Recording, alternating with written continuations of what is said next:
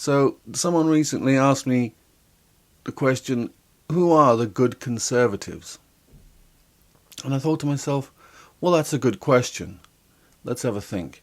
Now, the list that follows isn't necessarily one of conservatives, more people who are left critical or left skeptical, with the exception of Douglas Murray, absolute raving conservative author who is neither a Nazi or kitten strangler.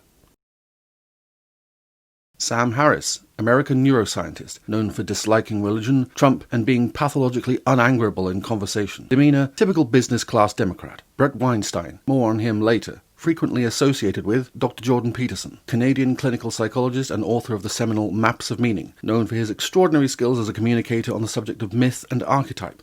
Critical of the left and of social justice movement, but not party affiliated, at least not publicly.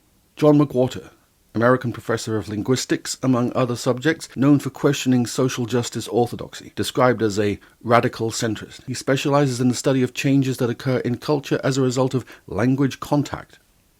Frequently associated with Glenn Loury, American author and professor of economics, known for viewing inequality through the lens of class, also a critic of social justice orthodoxy. He remains described as a progressive on the left.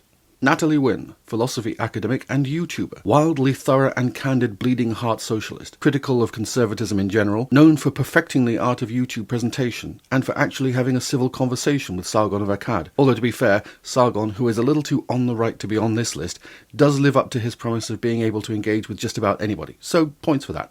Oliver Thorne, another YouTube artiste and occasional collaborator with Natalie. Oliver is a right bloody Marxist and probably thinks you ought to grow your own potatoes and donate them to a potato bank whilst interrogating the arse off your own stinking white privilege. Known for beautifully designed videos teaching you a bit about philosophy and history, and for being bloody handsome. Bastard.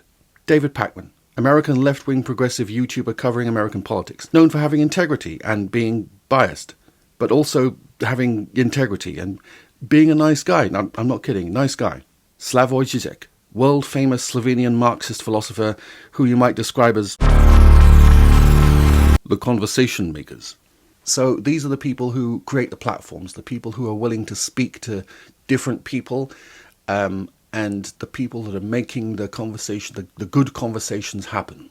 Top of the heap, king of the hill, it has to be Joe Rogan.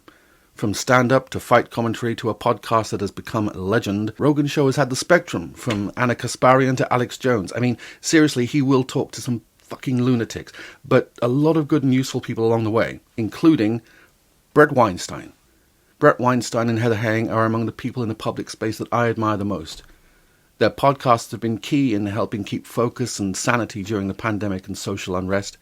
They're not guest jockeys like Rogan, but from their accomplished backgrounds as biologists, they've pushed the conversation around political upheaval into difficult, searching, but warm and humane directions. If you're looking for integrity and compassion and vision, this is the place to go. Heather and Brett both taught biology at the now infamous Evergreen State College in Washington. The story of their removal and what happened and is still happening at Evergreen is a key episode in the recent history of what is now perhaps unusefully described as the culture war. It is an example of what can happen when progressivism goes very, very wrong.